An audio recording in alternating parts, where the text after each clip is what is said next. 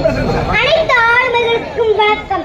இந்த வரலாற்று சிறப்பு வாய்ந்த நாளில் இங்கு கூடி வந்து அமர்ந்திருக்கும் அனைத்து ஆளுமைகளுக்கும், என் போன்ற மாணவ நண்பர்களுக்கும், என் தானவர்களுக்கும் என் வணக்கத்தை தெரிவித்துக் கொண்டு, அன்னை தமிழே, என் நாவு கலந்தவளே, என்னை வளர்ப்பவளே, என்னை வளர்ந்தவளே, உன்னை புகழ்வதற்கே உலகில் சிறப்பெடுத்து சொல்லில் விளையாட சொல்லித் தந்தவளே, சொல்லில் உலக சொல்ல முடியலையே.